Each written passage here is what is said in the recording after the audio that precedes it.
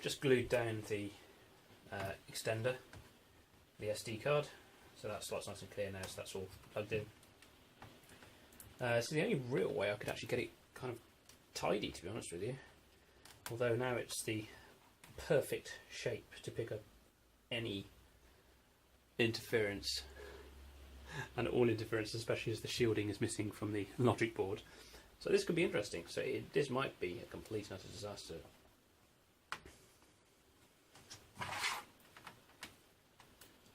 What's on this side? Nothing.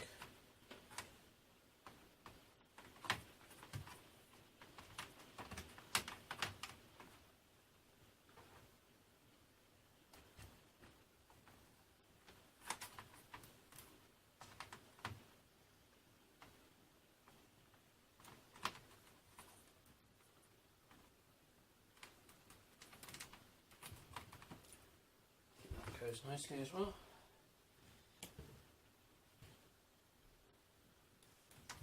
I'll try to stick that somewhere else.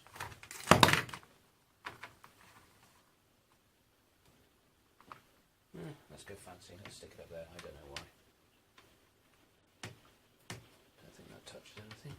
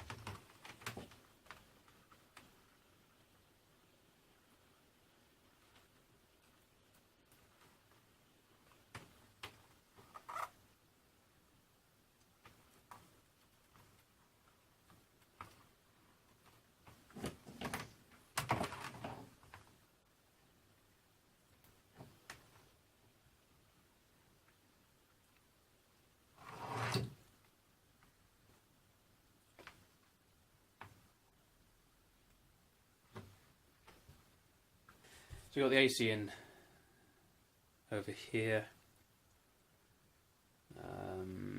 That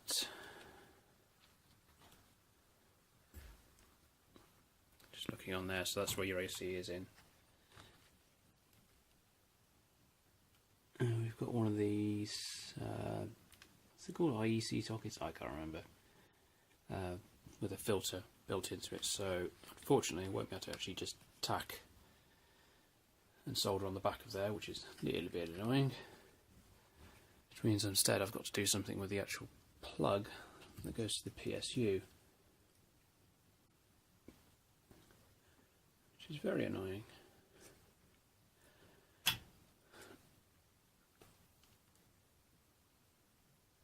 Actually, there might be enough room, if you can see in there, if I pop those pins out.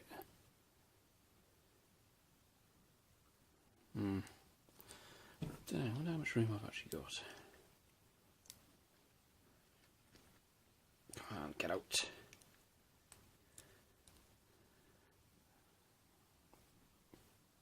Oh.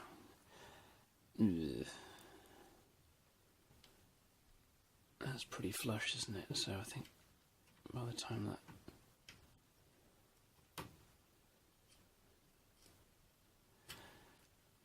Yeah, it's gonna have to have a bit of a think about this one again. I think what I'm going to have to do here is take the power supply off and have a look for somewhere to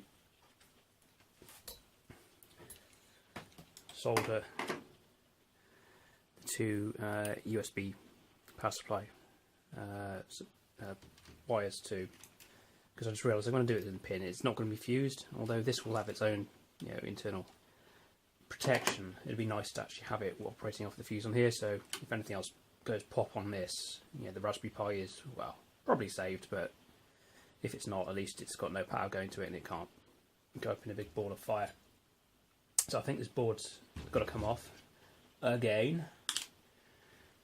And I'll have a look for a couple of suitable places on the back of it to put some, tack some connections. And there's a bit of space between the actual board and the shielding on the back of the unit. There's probably a good 6mm. But I'm going to have to be a bit careful because obviously any extra solder on the back of there through soldering could short out straight on the chassis. That wouldn't be particularly good. If you're wondering why I haven't just taken a 5V supply straight off this, I did have a look at doing that, but the amount of power that this power supply was able to provide at 5V, I can't remember where it is on the board now, was pretty minimal to begin with. I don't think there would have been that much overhead to drive the Raspberry Pi.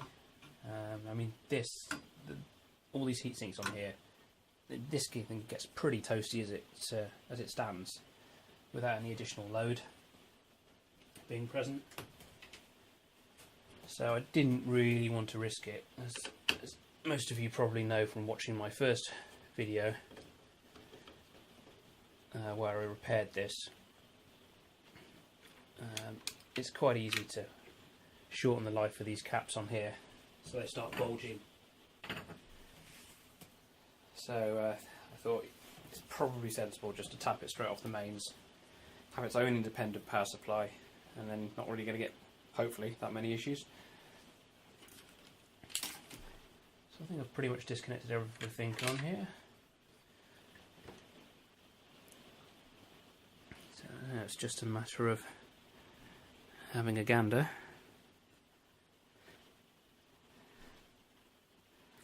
Yeah, so we've got quite a lot of places here. We've got obviously all the spark gaps there. It'd be nice to take a feed from the live side.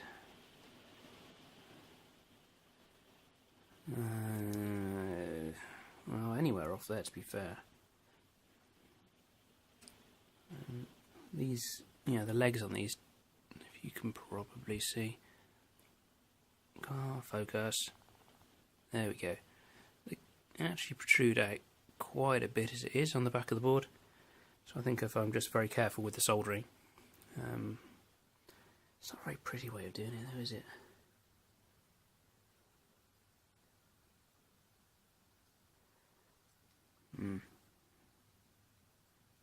It's the neutral.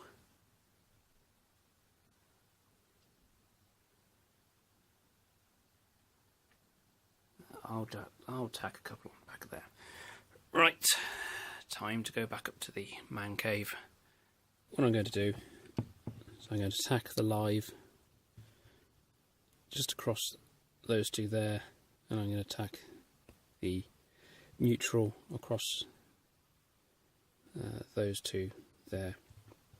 What I do is have the live wire coming out this side and the neutral.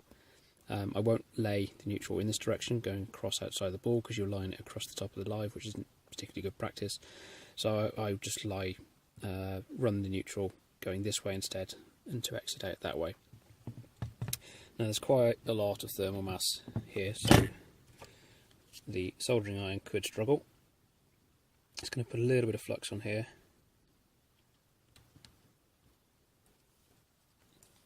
Just to try and help me out.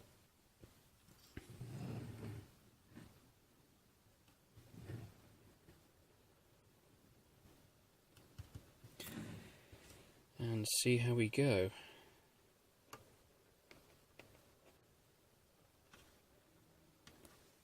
Let's just trim down the neutral.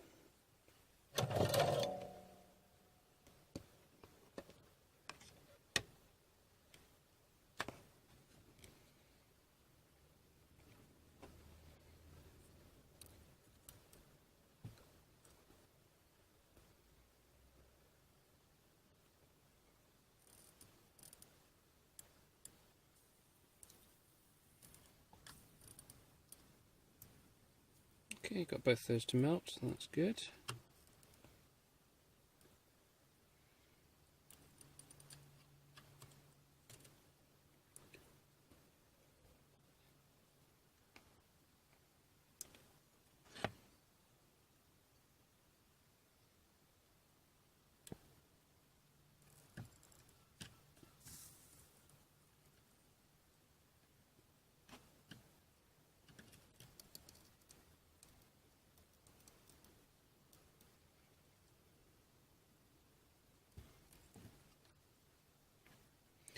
That one's a bit messy, needs a bit more solder on it.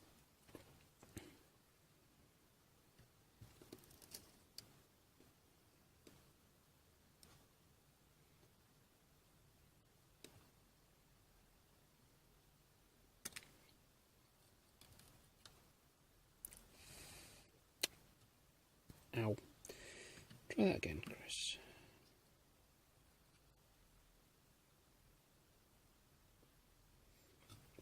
Okay, and that's in place as well. Let's have a quick look at that. That's nice. There's no separate strands sticking out. See beforehand on the live one there was I didn't tin it properly, so there's a couple of strands kind of sticking out, which could pretty much break off, go anywhere, or short against anything. So if you're tinning it, always make sure you've got the whole lot tinned and you've got no escapees. Now on this as well, just kind of want a bit of strain relief on here. Nothing should really happen to it, but as I'm here, so I'm going to grab my other glue gun. This is not the black one, this is the normal crap coloured one that should be clear but actually turns out a bit brown. So I'm just going to daub that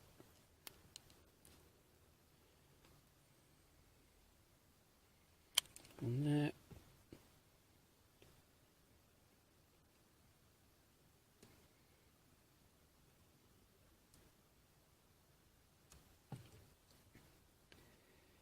If you're using a glue gun, don't ever put it across, don't glue a path across the spark gap, because you're going to ruin the entire reason that they're there. Always route it away from any sort of protection circuitry. Well, that's not really circuitry, but you know what I mean. Just be sensible where you're sticking the glue.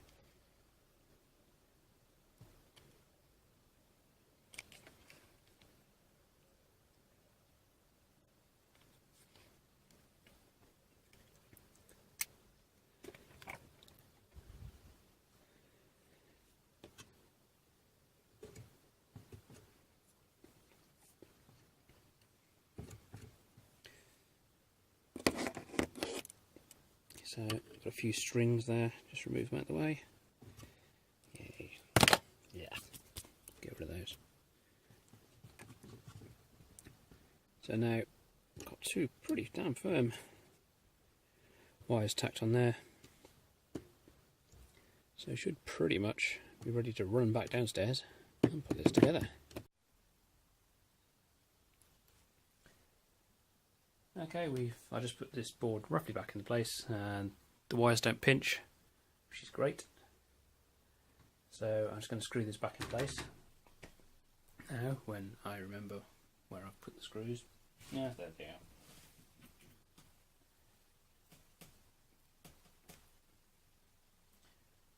And if I also remember where I put the screwdriver. Oh, come on. Seriously?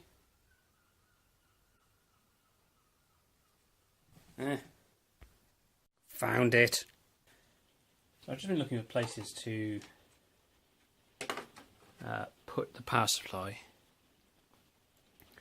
I think might be able to cram it between these two bars. I was thinking something along the lines of that. I mean, we've got a taper on there, so might be able to get it in there and have the USB cable coming out the side. It does look quite a tight fit, but you never know. Give it a punt.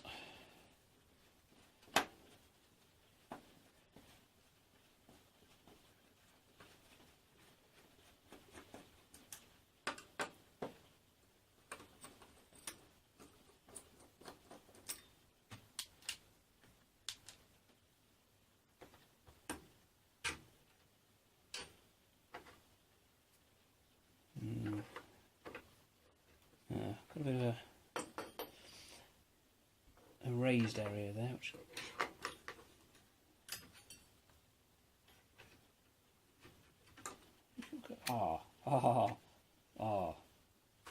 really?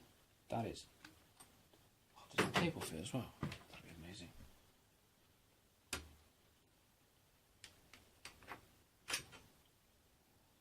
It's not going to foul or anything, is it?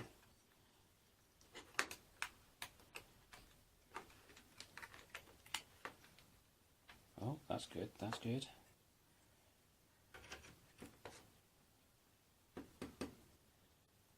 Arse. No, it doesn't fit on that end. The plate that protrudes down hits the plug.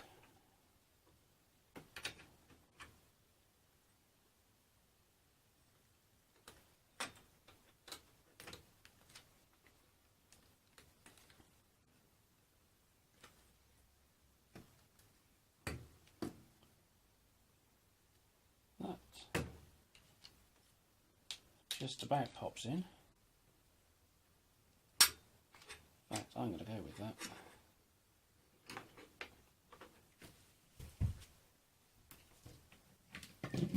Although, before I do, it's probably a good idea to glue that in place. So that's plenty of cable to get to the Raspberry Pi.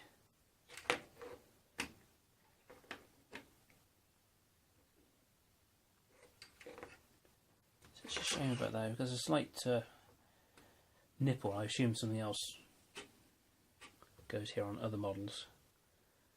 Don't really think I can trim that off. Might be able to, or at least gnaw away at it. See what I can find. Right, got a pair of wire cutters here. I'm not sure if this is going to work or is this just going to. Well, I don't know. Let's give it a go, shall we? Ah, they're sliding up the. Ooh. Oh, I've taken some height off it.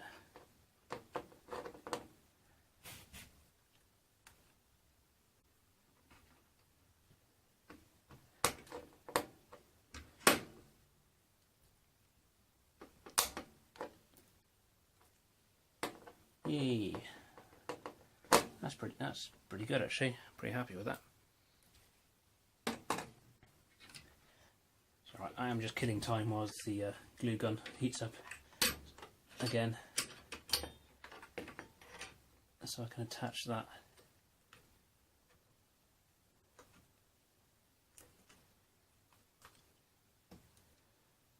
That's a lot less strain, that is, with that ability for that to sit down a bit lower.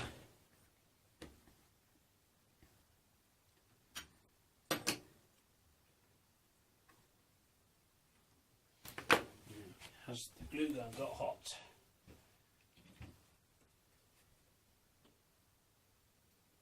Yeah, vaguely.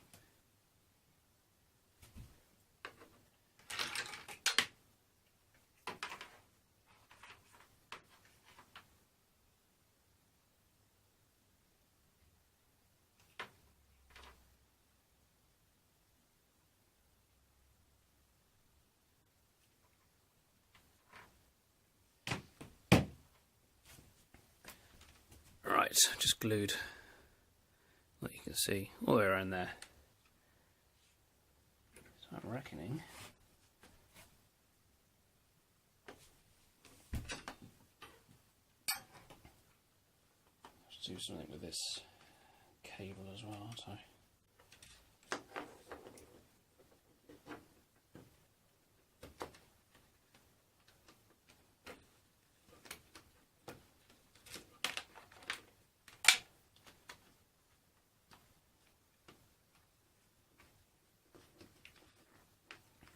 The other advantage with this being just here, this generates a lot of heat.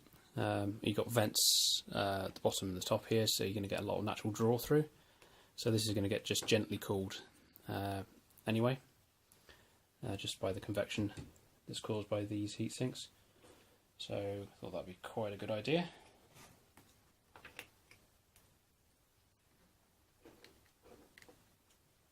that's not going to work now, is it? Oh no, that's stupid, Chris. Do it that way. I think I'll have to sort out the cable management afterwards.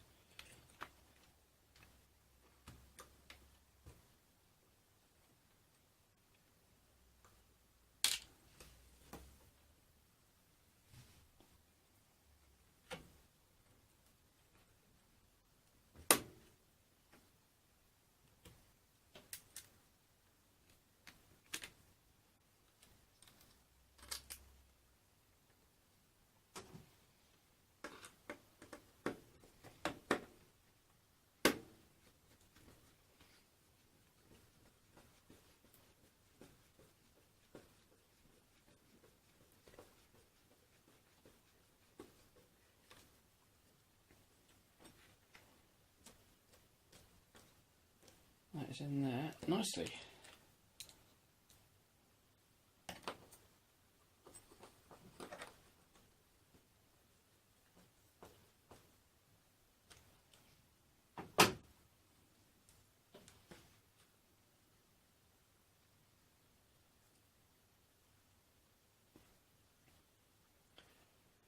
I don't want to route these cables away from these ones here. These are the high voltage ones that go off to the cold cathode tubes. So you kind of, they are insulated anyway, but you know, just keep them away from that. Probably be good, very good practice.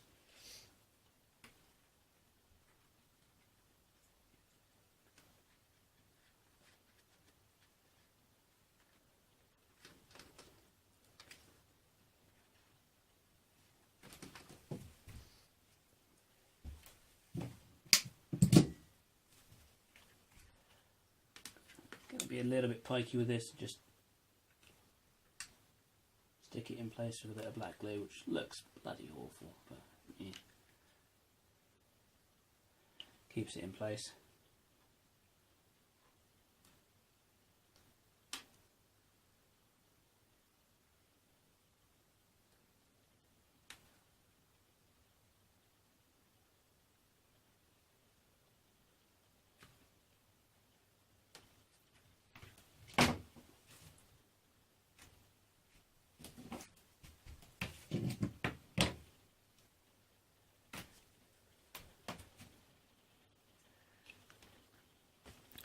Right, that looks pretty solid. I think it's time to start sticking things back together. And seeing how quickly it blows up when I plug it in. No, I'm only joking. I'm sure it'll be fine.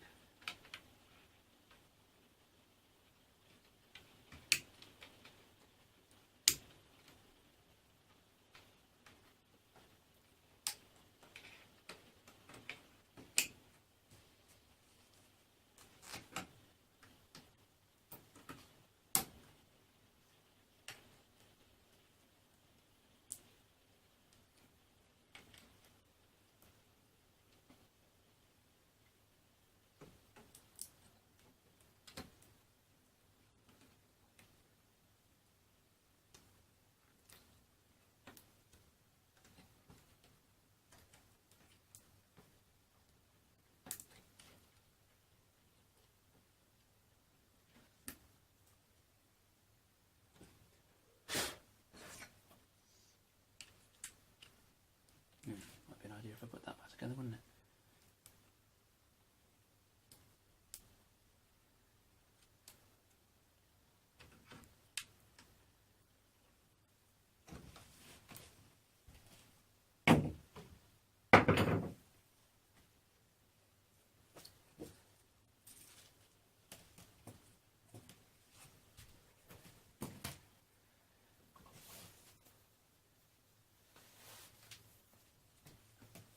Yeah, I think everything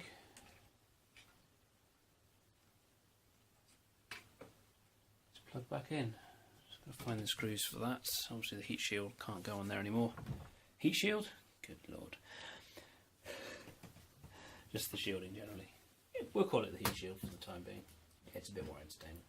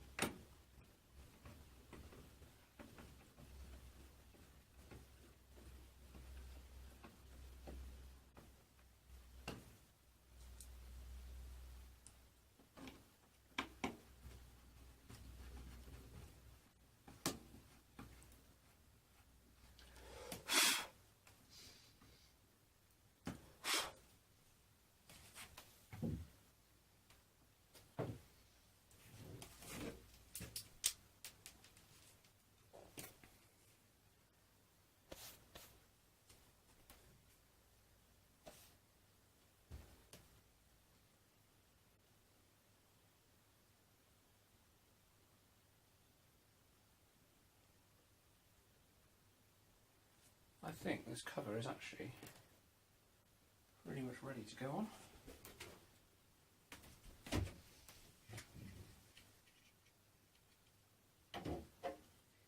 I can remember where this bit goes.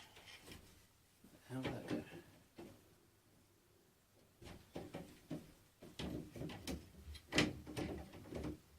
Yeah, let's see.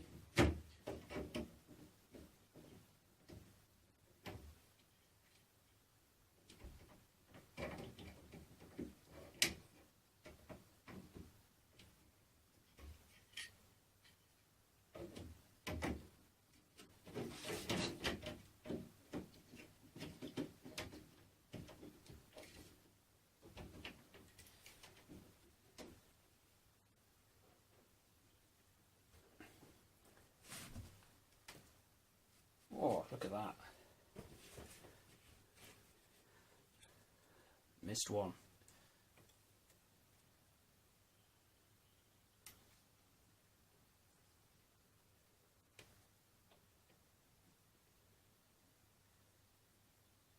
Naughty connector.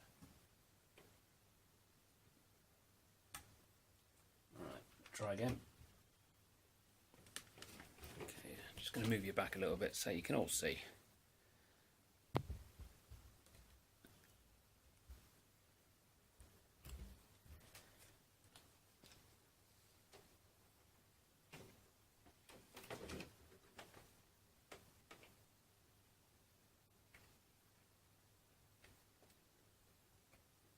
So that's plugged in, which you can't see, contrary to what I just went and said. So yeah, so I've just plugged the USB cable in, and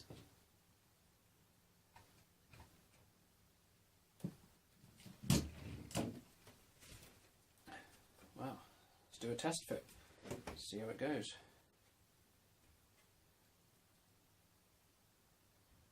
Make sure I haven't left any screwdrivers in there.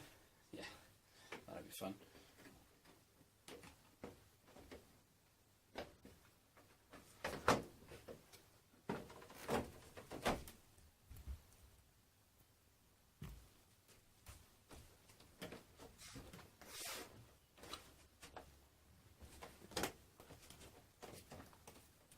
Looking relatively good.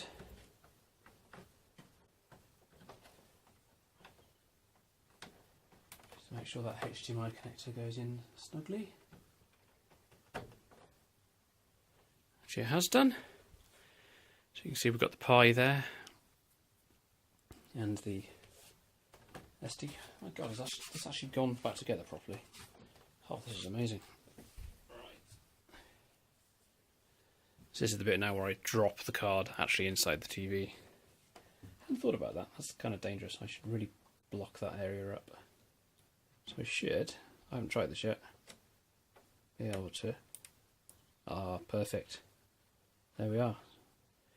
So the SD is just clicked into place. Got the HDMI there. Right, I'm going to put all the screws back in this and then fire her up.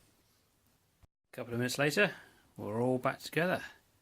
So let's put it where it normally lives, on top of the TV stand, and see if it works. Okay, just plugged in the power and Ethernet cable to the back.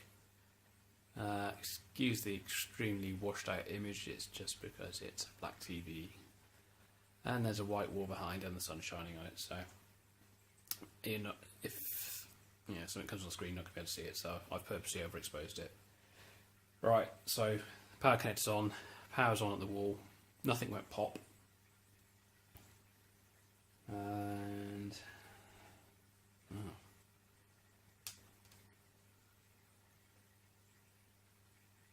let's see what happens.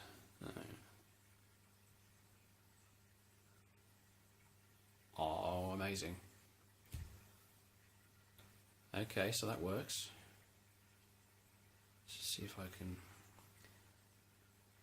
Sorry, I use that Yahtzee remote on my tablet. You can see. Ugh. There we go. So let's see if it plays and does everything correctly without messing up. Just aware there's obviously a lot of potential for interference and other issues.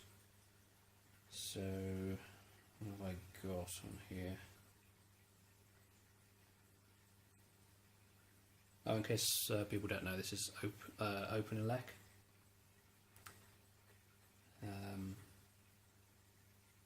Which I think is possibly part of the Noobs download. I think, I can't remember now. Anyway, it's really good now. On the first Raspberry Pi, to be honest with you, that one struggled, really did. You know, 80% of the time you're kind of all right, but when you're doing HD footage, you just stutter, and it just had a lot of issues. I got this Raspberry Pi 2 probably about 5 months ago, and it's pretty flawless with this now. It's a really good experience. There's a couple of things I've switched off. I'm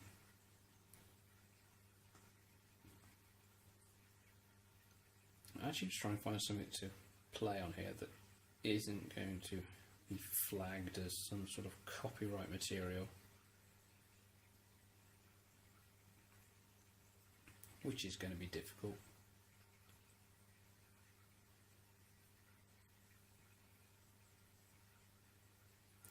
I'll pop that on.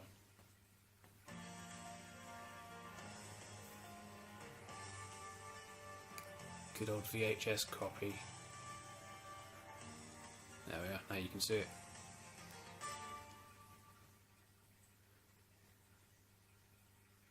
Wow. So this is the first thing I picked to play on this. A horrendous VHS copy. If anyone's interested, this is the video of the internet as it was in 1996. This is available on YouTube. It's quite scary. That seems to work absolutely fine. In recent years, a relatively unknown communication system called the Internet has exploded in popularity with such intensity It has. that it's predicted that over 25 million people will be using it by the year 1998. There is nothing in the history of the human race that compares to the impact that the Internet will have on how we communicate. The question is not whether you'll become part of that action,